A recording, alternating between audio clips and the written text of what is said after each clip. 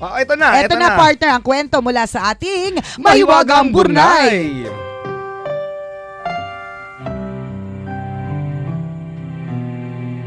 Nagte-text po ulit. Pero bago yan. Ito na. May isang isla na tinatawag na paraiso. Lahat ng taong naninirahan sa isla ay lubos na matulungin. Sa pamumuno ng mabuting hari na si Credo, ang mga taong naninirahan ay may sariling kubo, sapat na pagkain, magarang damit, at lahat ng pangangailangan nila ay napapa sa kanila. Uy, masaya talaga? dyan. Pag sinabi ng mga bakla, kailangan ko po ng lalaki, meron? Kailangan ko ng boylet. Lahat ng pangangailangan meron binibigay. Correct, lahat ng pangangailangan nila ay napapa sa kanila. Oh. Binabahagi nila kung anong meron at hindi sila naghahangad ng higit pa. Isang araw, ang kahangahangang hari ng isla ay pumanaw. Hello? At ang kaisa-isang anak ni Haring Credo na si Levi, ang bagong mamumuno sa Isla Paraiso. Laking gulat naman ng mga taong nananahan sa isla ang pagpanaw ng hari. At usap-usapan pa ng mga tao na ang bagong hari ay makasarili at kabaliktaran ng kanyang ama. Judgmental naman kayo, wala pang ang ginagawa. One day pa nga lang yung pamumuno niya, husgahan agad. Makapag-judge naman kayo, kala mo mga nakapagtapos kayo ng law. Promise, last ko na tong joke na to. Promise. Nang maglaon, naging magulo nga ang pagpapatakbo ng bagong hari sa Isla Paraiso. So tama nga ang hinala ng maraming mga tao. Tama ang pag-judge nila. Wala siyang malasakit at pangangalaga sa mga taong nasasakupan niya. Naging makasarili ang bagong hari. Hello? Dumating ang araw ng taggutom. Pinabatid ng isa sa mga kanang kamay ng hari na ang mga tao sa ibang bahagi ng isla ay nagugutom na. Sa pagkakataong yon, masayang kumakain ng hari at nagsabing, "Nakikita mo? Sagana ako sa pagkain. Hindi ko na problema kung nagugutom sila." Ganun? Ay, kung ako yung partner, itutulak ko talaga yung partner. Ako lahat, susubo ko nakikita niya pagkain. Ito, subo mo, kain mo. Sa'yo na yan lahat. Saksak mo sa baga mo. Isama mo na yung plato, tinidor, lahat ng kubyertos. Ang damot eh. Masyado sakim. Oh, ano nangyari? Ang kalagayan ng Isla Paraiso ay patuloy na lumala. Kontaminado na ang tubig sa buong isla at hindi kaaya-ayang inumin ng tubig sapagkat maaaring malason ang mga tao. Nagmamadali namang pumunta ang mga tao sa hari at nakiusap na solusyonan ang problema sa isla. Lumabas ang hari na hawak ang isang malamig na baso ng tubig at sinabing, "Meron akong sapat na tubig. Hindi ko na problema kung wala kayong tubig na iinumin." Wala ka sa amin, juice kaya dala namin. Corrected by. Sa'yo tubig lang, walang color. Jologs. Okay. Sabi ng hari, meron akong sapat na tubig. Hindi ko na problema kung wala kayong tubig na iinumin. Nagsimulang magbago ang mga tao sa isla.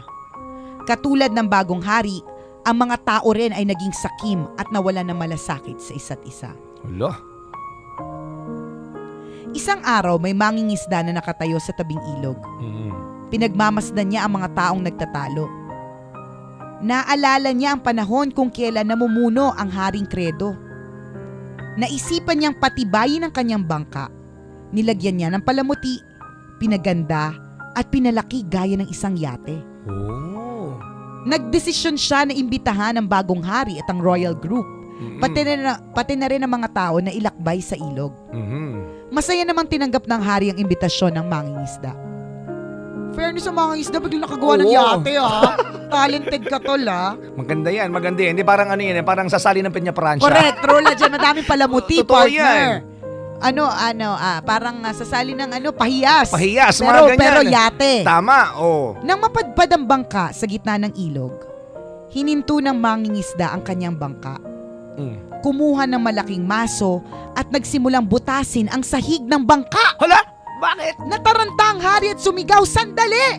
Anong ginagawa mo? Papasok ang tubig sa bangka at lulubog tayo." Oo nga naman. Hindi, hari. Lulutang tayo. Hindi, magsiswimming tayo. Trip-trip lang. Mahal kong hari, pasensya na po. Tugon ng mangingisda.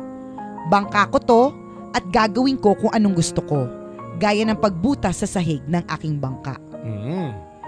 Hindi mo ba nakikita? Wala ka bang malasakit sa akin? Hindi mo na uunawaan na unti-unting nalulubog ang bangka at hindi ako marunong lumangoy? Nako, patay tayo dyan. Natatarantang sinabi ng hari. At nakangiting sumagot ang mangingisda. Hindi ko na problema yon.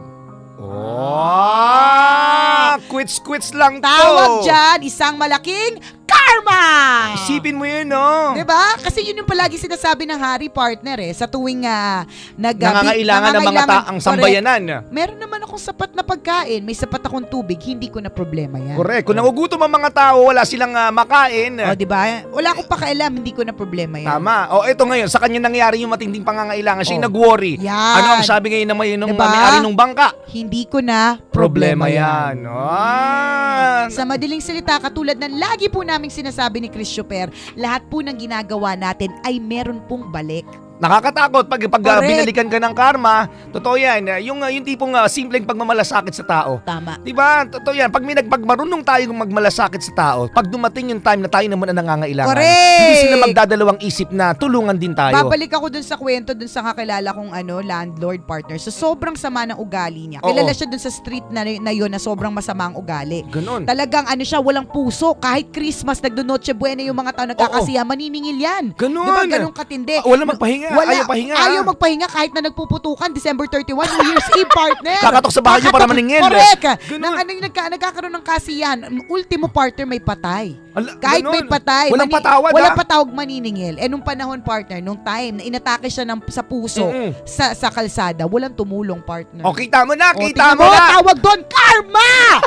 Diba? Nakakatakot Kasi yan. po, lahat po ng ginagawa po natin ay meron pong balik. Pero on a positive note, lahat ng ginagawa natin ay merong balik. Kung maggawa ka naman ng gawa ng mabuti, sigurado ang balik din ng mabuting karma sa'yo, bongga din. Correct. And on a positive note din, maganda rin naman yung minsan kinakarma tayo kasi natututo tayo sa karma yun. Sana, itong wish lang natin, magbago si Haring Credo. Levi, partner. Si Credo yung tatay.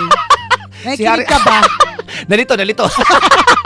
Huwag ka na kang nag-iinom ng glutathione with matching salicylic acid.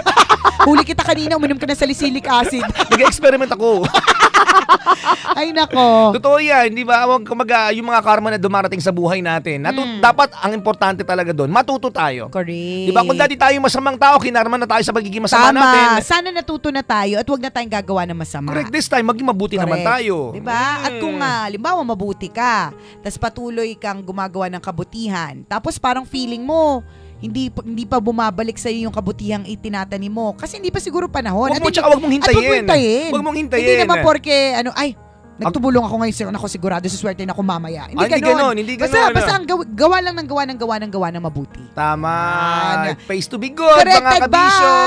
Thank you, Maywagang Burnay, sa isa na namang napakagandang kwento na may napakaraming mga lessons. Yan, sa mga kaibigan nating interesadong mabasa rin ang Mahiwagang Burnay, pwede ang kwento.